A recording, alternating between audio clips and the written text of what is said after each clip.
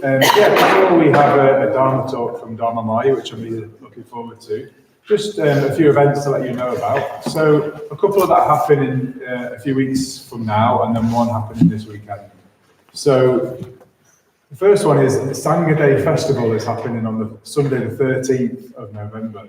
And we have 5 festivals throughout the year where we gather together and have it's a big celebration, make a big day of it. And the Sangha Day is when we celebrate the Sangha, both the Sangha as a refuge, the kind of lineage of awakened disciples, but also we celebrate and come gather together and celebrate our Sangha as well.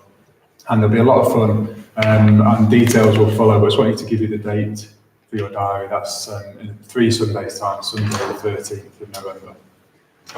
And then towards the end of November, the 29th of November at Sangha Night, there will be Mitra ceremonies at Sangha Night.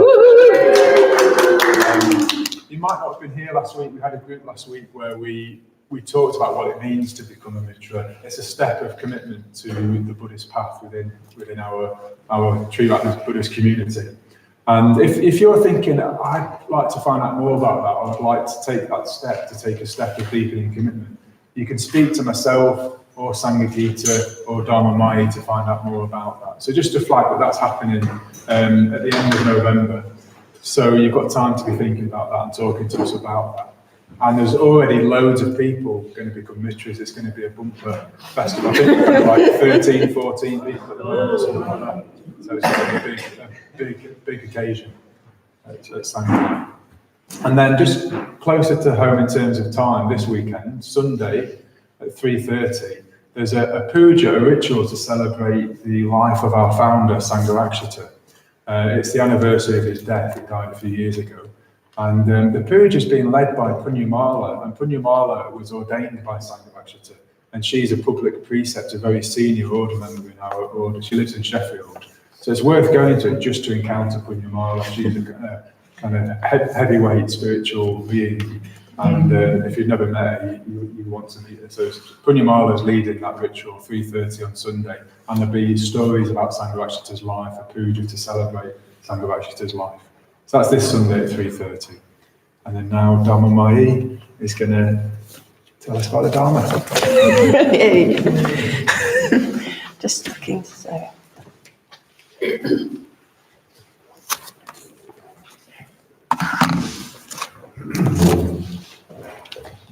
Hello. Am I all right? Oh yes, sorry. I know. Can you just tell me if I wander away from where I'm supposed to be? Because I'm not very good at standing still. Right. So here I am. And if you thought I was going to be Sangha Gita and you're disappointed, then I'm very sorry about that. Because I think previously it was on the email it said it was going to be Sangha Gita. So apologies, you've got me. Hopefully that's going to be okay. So for a number of weeks now, we've been we're sort of deep now into the current theme of our current Sangha Night, which is called Radical Dharma, otherwise known as Shocking Buddhist Ideas. And I've got a really shocking one for you tonight, I must say. I was reading it back, I was thinking, this is very shocking. So I'm shocking myself. I'm personally very happy with doing this theme because I think in society, now Buddhism is more well known and people, oh, you're a Buddhist, that's nice, isn't it? Like it's all just lovely and fluffy and actually it's extremely challenging and subversive, and I like the fact that we're kind of really looking at that aspect of Buddhism.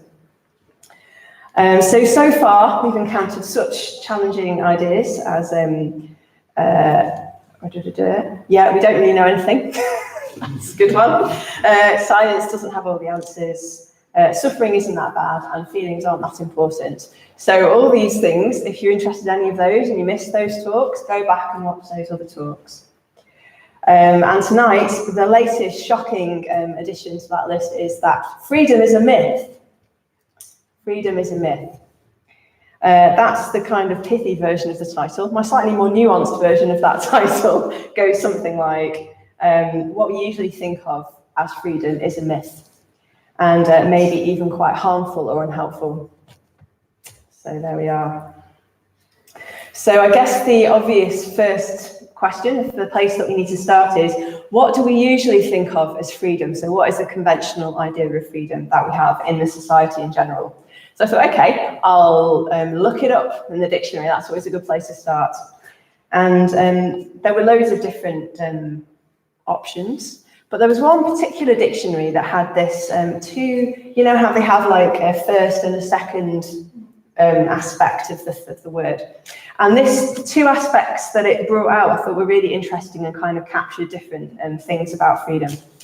So the first one is the power or right to act, speak, or think as one wants. That was the first thing. And the second thing was the state of not being imprisoned or enslaved.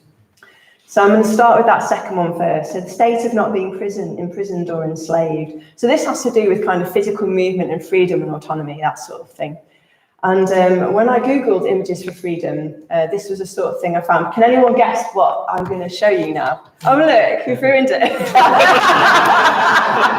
That. What else? Does anyone, what else would you imagine? Big sky. Big skies, yeah. Mel Gibson. Mel Gibson, very well known. Birds in the sky, being released from cages, chains being broken, that sort of thing. People go, oh, lots of that. So lots of images of space, breathing, moving, that sort of thing.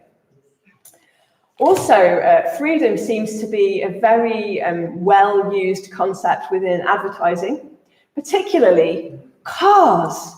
Oh my goodness, every car advert I found. For those who have a drive for freedom, this vehicle may give you personal freedom. My car is my freedom. Reclaim your freedom. This wasn't even all of them. Like, freedom on your mind. Let Independence Day, let freedom drive you. The key to everyday freedom. Freedom is in these cars, apparently. So you have your car, you're free, you're completely free. And also, weirdly, trainers. Trainers give you freedom. Freedom for your feet. Freedom for these trainers. Freedom, skater shoes give you freedom. And these ones also make you fearless as well, which I thought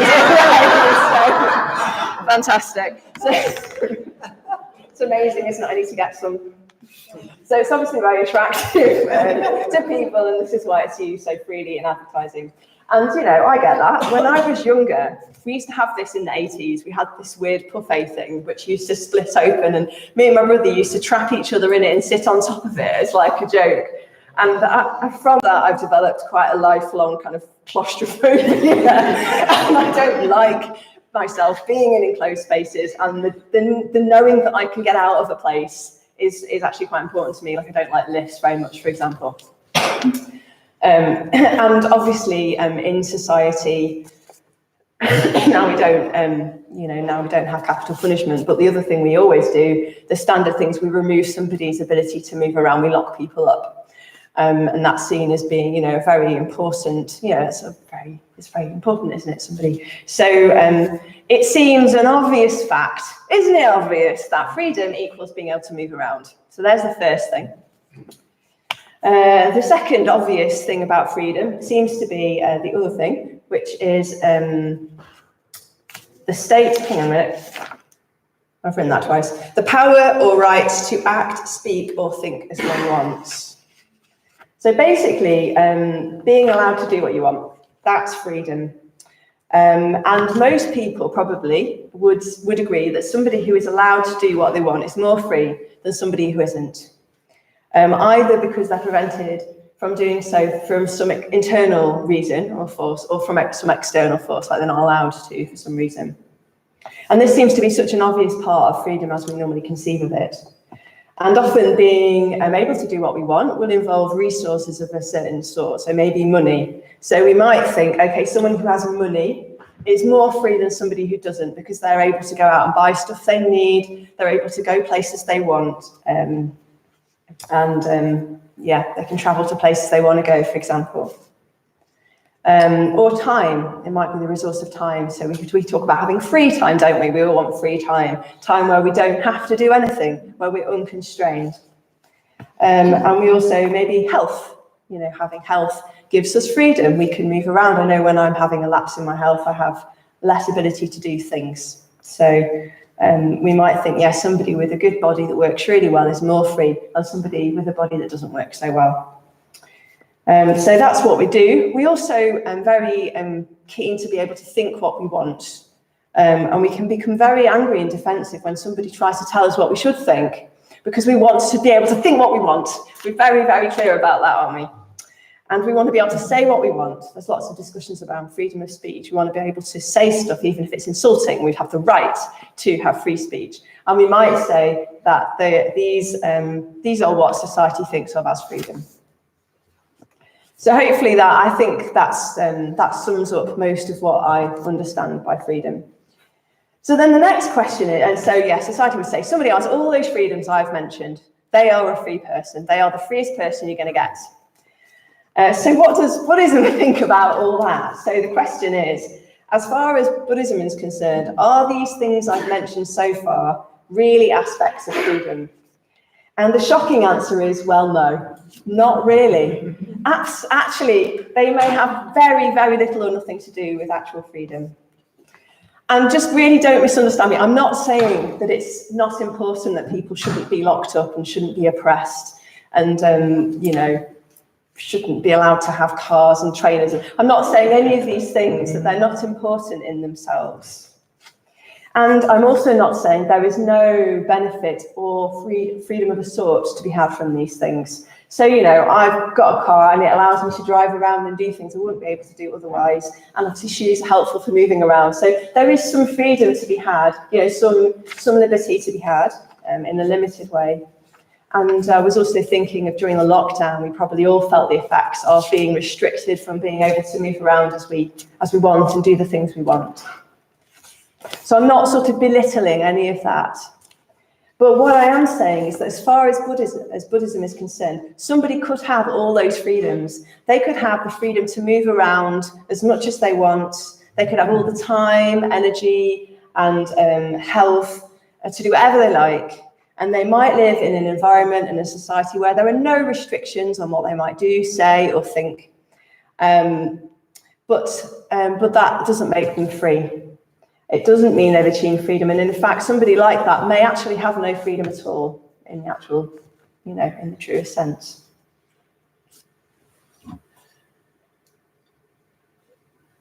So obviously, the Buddhist conception of freedom is quite different from our dictionary definition. So now we need to think, what does Buddhism think of as freedom?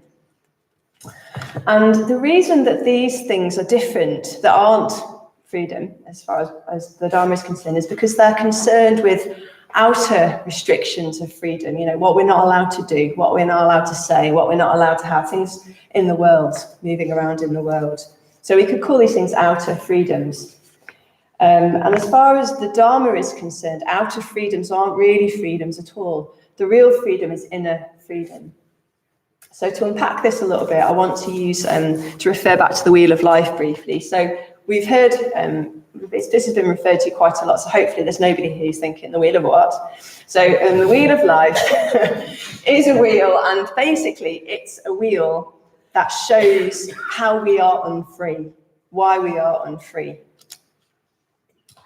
And I'm not going to go through the entire thing, but just for example, we have this kind of slightly alarming figure on the outside grasping the wheel. This is Yama, the Lord of Death, representing impermanence, which we cannot escape from. And it's a wheel, which is an enclosed symbol. There's no, it goes round and round, quite a claustrophobic symbol. And then we have these images going round and round on the outside, the Nidana chain. So the chain of ways by which we, not only our bodies, but our minds, our views, our thoughts, our habits, are brought into being and repeated and reconstructed and trap us in these repeated ways of behaving, which make us unfree. But what I want to really focus on is this in the middle, this little circle, which has these animals, the cock and the pig and the snake. So these symbolize the forces that drive the wheel. This is like the motor that makes us unfree.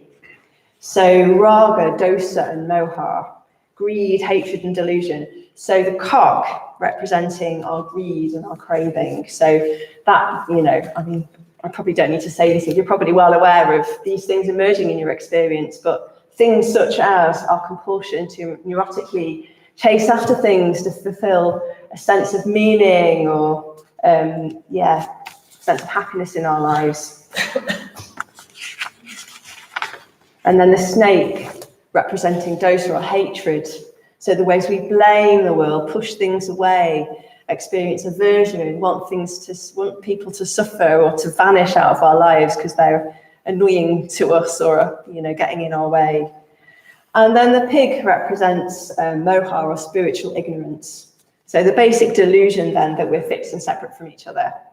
And that if we focus and look after ourselves, that's going to be the way that we're going to be happy.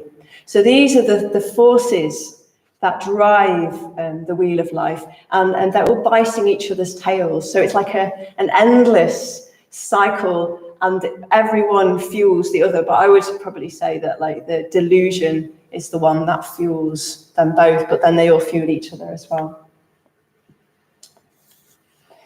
So this is our existential situation. And the Buddhist tradition often describes our existential situation using images such as being chained or fettered.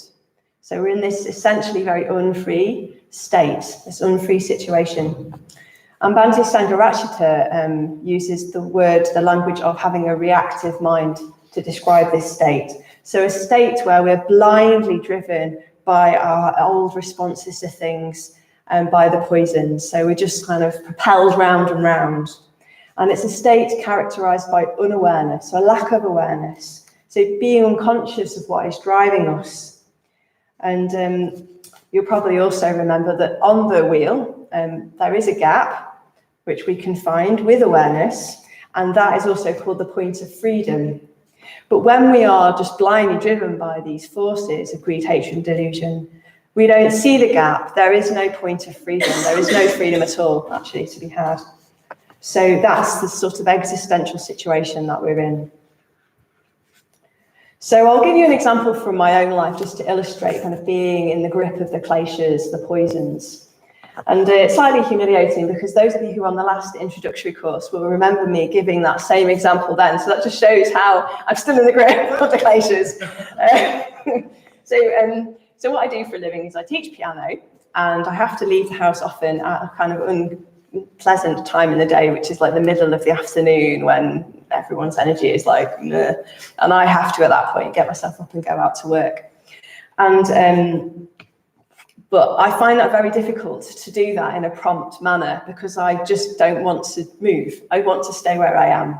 And that results in me often running late, traveling more quickly than I perhaps ought to in my car across town, arriving at places a bit more stressed and fractured than I needed to be. And so it has quite a kind of significant consequence for the lessons I teach and the people I come into contact with, The kleshas that are at work there, so we've got raga, we've got the craving. I want to stay where I am. I do not want to move. And dosa, hatred, I don't want to move anywhere. I have this strong aversion to doing anything different. And the moha, the ignorance, is, well, on some level, not really wanting to acknowledge the consequence of that behavior. Like if I stay sitting down 5 minutes longer than I know I should, that's going to have a really serious effect on my behavior and my ability to be kind and skillful to all the people I'm going to come into contact with. And when I'm not moving, it's like I'm trying to push that away. And that's why the pig is ignorance, because the pig, not in this picture, but it's said to have ears that flop over the eyes and prevent them from seeing. And I feel like I'm doing that, like, la, la, la, la, la. I don't want to know. So that's what it's like. And the reason I thought it was such a good example is because on the last introductory course, I told them that I was going to try and work with this behaviour in terms of the gap. And then I found myself having to say it again on the current introductory course, because although I did make some efforts and I did achieve some inroads, in that situation, the kleshas have a very strong grip on me. And unless I'm really on the case, I just get sucked back into that same behaviour. And it's very humiliating and frustrating. And I think, what's wrong with me? Why can't I just move my body? But in those situations, I am trapped by the kleshas. And luckily, I'm in very good company because Shantideva, who wrote the Bodhicharyavatara in the 8th century, is a very amazing monk. He asked the same question of himself.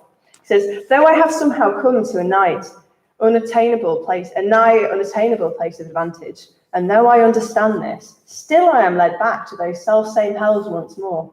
I have no will in this matter, as if bewildered by spells. I do not understand. By what am I perplexed? Who dwells here within me? So he's like, what's going on, you know? And I think for both of us, me and Shantideva, and probably most of us in the room, there's a lot of us wanting to change. We want to get behind these new patterns of behaviour. And then it's like there's a little gremlin, which is the poisons, who's like, nah, we're not going to do that. So we're not free. And until we can free ourselves from that, we're not really free.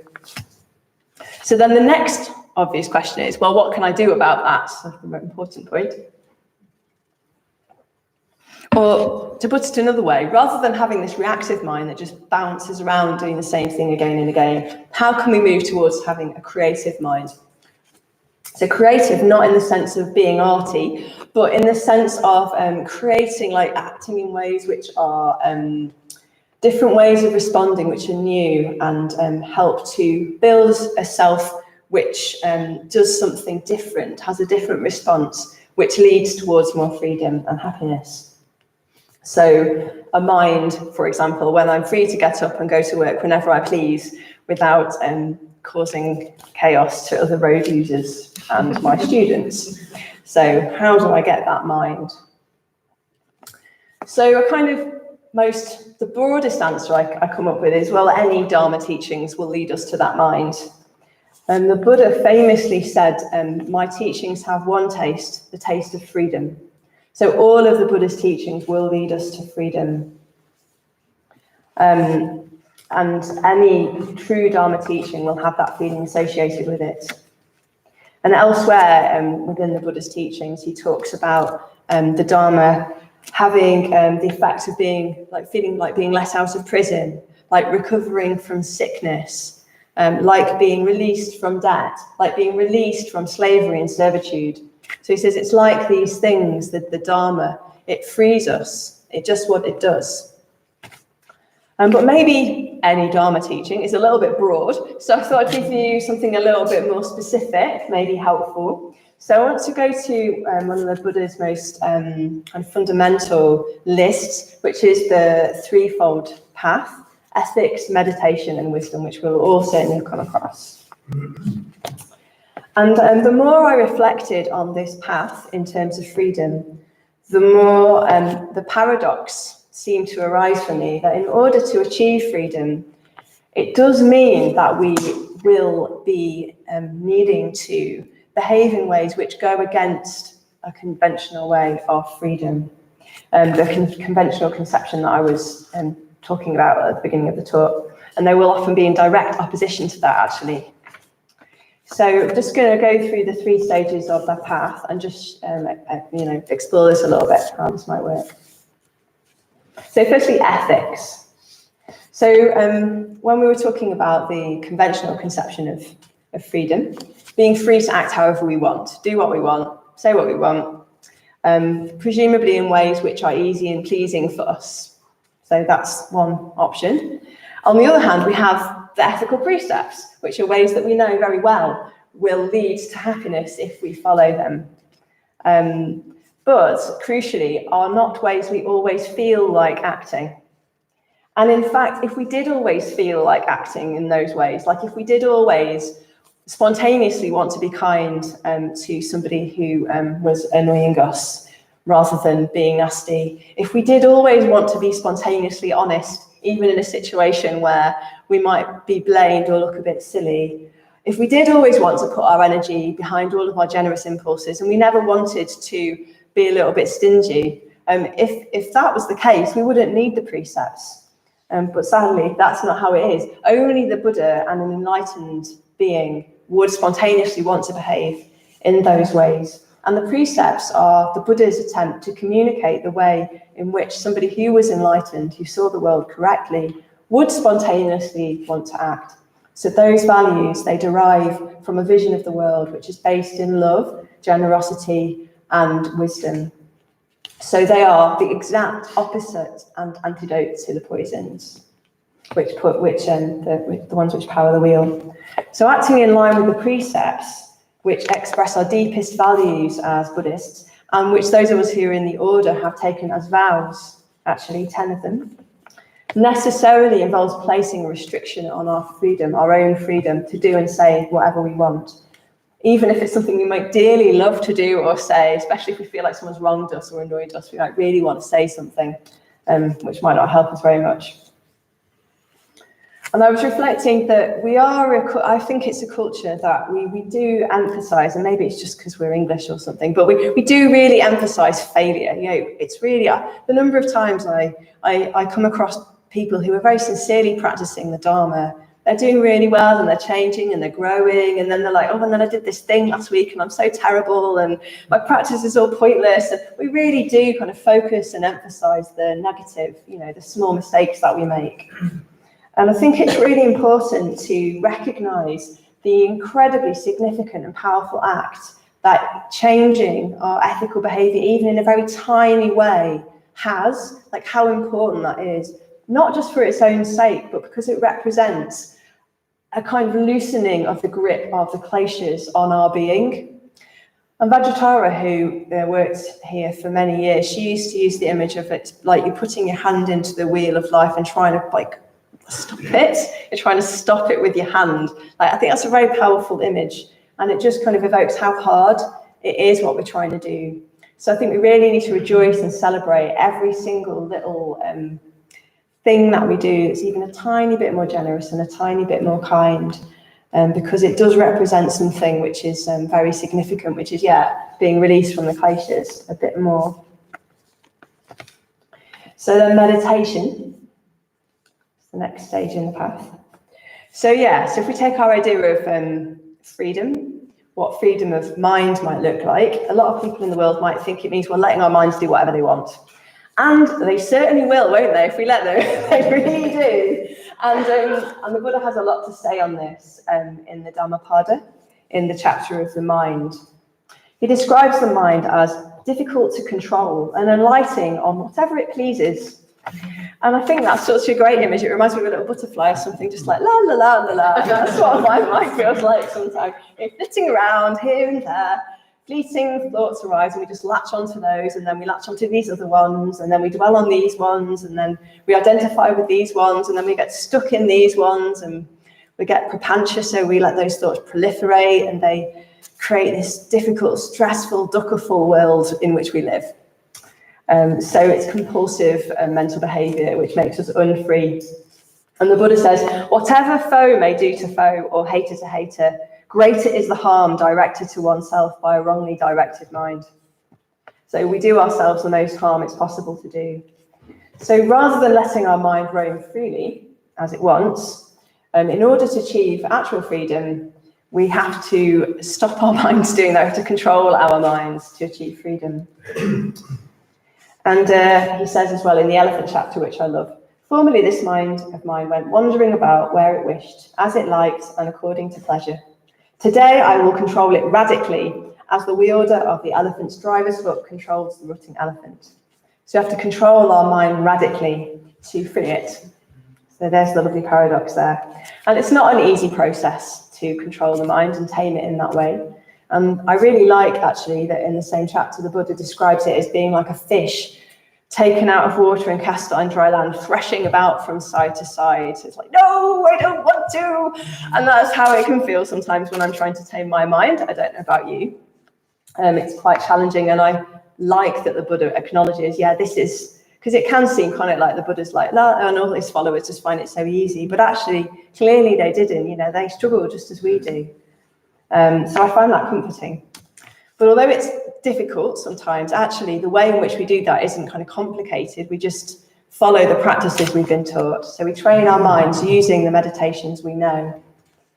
So we train our minds to come back to the breath. So we develop the ability to become absorbed and calm. And we recognize our patterns of thought so we don't get lost in them. And we don't attach to unhelpful thoughts and become imprisoned by them. So we achieve freedom in that way. And we train our hearts to return to the positive intention rather than the negative one. So we become free from hatred and aversion, and we become kinder and more other regarding. and we attain metta, which the Buddha actually described as freedom of heart, true freedom of heart. And for those of us in the order performing our sadhana meditations on our images for enlightenment, allowing those images to inspire us and move us towards manifesting those qualities of enlightenment more and more in our lives. So all these meditations do lead to freedom. We can trust that they will lead us to freedom, and we can be confident that they will bear that fruit in the loosening of the kleshas. So finally, wisdom then. So wisdom, we've heard quite a lot about this. I won't talk too much about this, but in a more conventional sense of freedom, maybe, this would say, okay, so we should be free to think whatever we want. We should be able to hold whatever views we like, however weird they are, however wrong they are. I must be able to think what I want.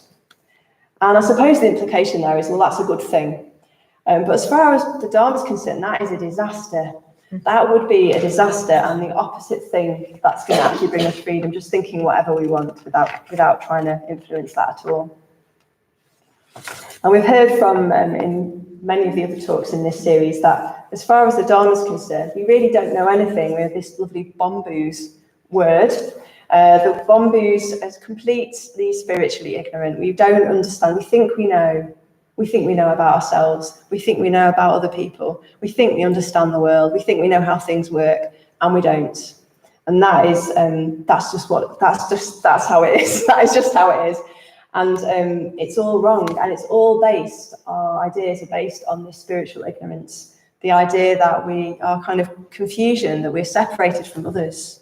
And that's how we go about our worlds, and that's how we build our worlds and how we function in the world. So the only way to be free from that ignorance is to deliberately challenge our own views, to question our assumptions about the way things are. And for myself, the way that I've done this mostly is I've just exposed myself to as much Dharma as I've been able to since I've been coming. I've come to Sangha nights, study events, mitra study, festivals, whatever I can get to, retreats, just to try and absorb as much what we call right view as possible, so that closer to how things are. And then I learned to notice within myself the views that I hold and the ways I behave which aren't in line with that right view. So for example, when I catch myself thinking, well, I'm not that sort of person, or I couldn't ever do that. So views that show that I'm fixing myself in a way which is untrue. Or when I make judgments or assumptions about people, oh, well, they're always like that, or they always do that, or this situation's always going to be like that. Again, fixing and making assumptions which is untrue and incorrect. Or maybe when I fail to take seriously the law of karma, when I become lazy about the conditions I need to support a very fruitful and growthful Dharma life. And in those times, when I catch those views, real freedom lies not in allowing myself to think those views, but to say to myself, no, that is not okay, that's not helpful to me, that I think that is causing pain to myself and harm to others, and I can do better. And replacing those false views with views which are more correct. And our friends are really invaluable in helping us to spot wrong views, which we might be under the influence of, because often we're a bit blind to our wrong views. So it's really helpful to be in communication with our friends who can help us spot where we might be going astray. But until we're clear with ourselves that our views are not only basically wrong, but they are the reason we are unfree, and we challenge them, then we'll stay stuck on the wheel and stuck in dukkha. So the freedom comes from challenging them. So, hopefully you're now convinced by my shocking idea that freedom does not exist in the outside world, but in the inside world. And a person's outer freedoms really has no indicator of how free they actually are. So I just want to end by telling you a story who exemplifies the sort of freedom I'm talking about, which is not a freedom of the outside, but a freedom of the inner world. And this is a story of Pingiya. So Pingiya was a follower of the Buddha, but he didn't meet the Buddha until he himself, Pingiya, was very old, an old man. But when he met the Buddha, he was deeply impressed and completely bowled over by the Buddha, and immediately became a disciple of the Buddha. And And then he went home to his old teacher to tell his teacher about the Buddha and how amazing he was. And his old teacher said, well, Pingia, that all sounds very good. So if he's so great, why aren't you there with him? Why don't you go and be with the Buddha who's so amazing? And Pingia says, well, I can't. I'm old. My body won't do that. I can't follow the Buddha around and be with him all of the time. But it's fine because I just hold him in my mind. I keep him in my mind all the time, all of the day and all of the night. It's as if I'm with him all the time. So I love this because Pingi is not free. He's not free to move around. He's not free to be with the Buddha. And yet he has an incredible internal freedom. He has a mindfulness so he's freed himself from being pulled around by distractions, and he's able to absorb and concentrate his mind on something that's really important and beautiful to him. And he also has obviously very positive emotion. He's cultivated lots of metta and devotion, which allows him to open his heart to the Buddha and be very, very receptive to the Buddha's message to him and, to the Dharma. So he's quite a lot of freedom, Pingia, actually, even though he can't move around. And that allows him to effectively dwell with the Buddha, even though they can't be together. And through that relationship, through that freedom, Pingia gains the ultimate freedom, which is enlightenment itself, through dwelling with him in this way. So Pingia, through that freedom, becomes completely liberated from the kleshas, functioning completely on the basis of love, generosity and wisdom, which is hopefully where we're all headed in the end. So I just want to finish by reading just the end of that sutta, just so you can get a sense of the end of Pingia's journey.